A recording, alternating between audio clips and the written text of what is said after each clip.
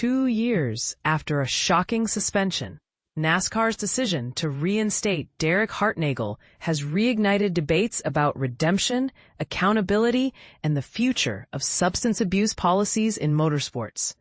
But here's where it gets controversial. How does a sanctioning body balance strict enforcement with second chances?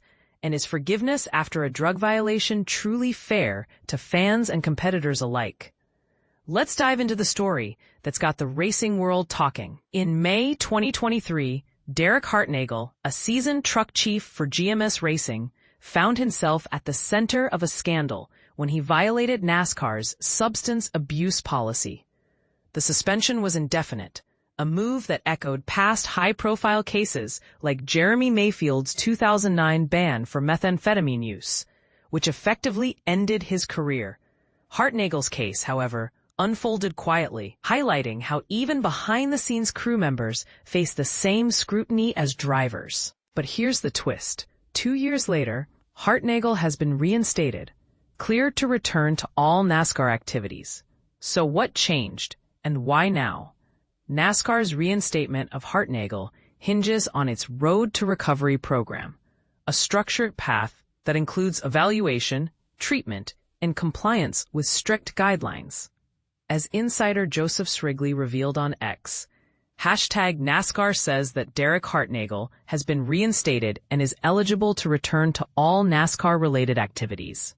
This marks a full-circle moment for Hartnagel, who once worked for Empire Racing, and now has the chance to reclaim his role in the garage. But this isn't just about Hartnagel. It's a case study in how NASCAR balances discipline with compassion. The policy's reach extends far beyond drivers. For example, Chase Elliott faced a one-race ban in the same period for on-track conduct, while Spencer Gallagher, a GMS driver, in 2018, spent 4 months in counseling after a similar violation. Hartnagel's reinstatement mirrors Gallagher's journey, proving that compliance and accountability can lead to redemption. Yet, this raises a critical question. Should all violations be treated equally, or do roles in the paddock deserve different consequences? Let's break down the rules. NASCAR's substance abuse policy bans everything from illegal drugs to misused prescriptions, including stimulants like methamphetamine, narcotics like fentanyl, and even ephedrine if taken improperly.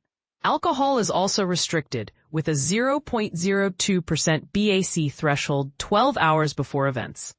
The stakes are high. A positive test triggers an indefinite suspension until the Road to Recovery plan is completed.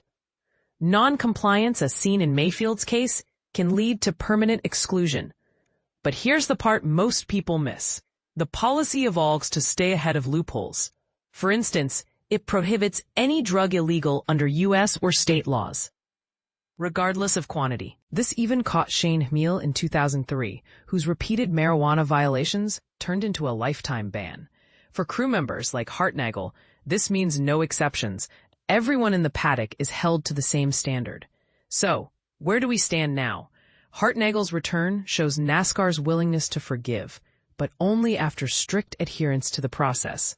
Yet, critics argue that indefinite suspensions for non-violent personal struggles may be too harsh. Are we over-policing addiction or under-protecting the sport's integrity? Share your thoughts in the comments.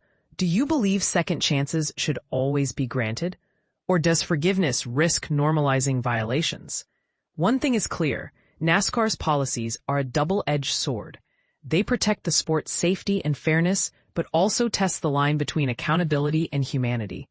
Hartnagel's story is a reminder that redemption isn't impossible, but it's never easy.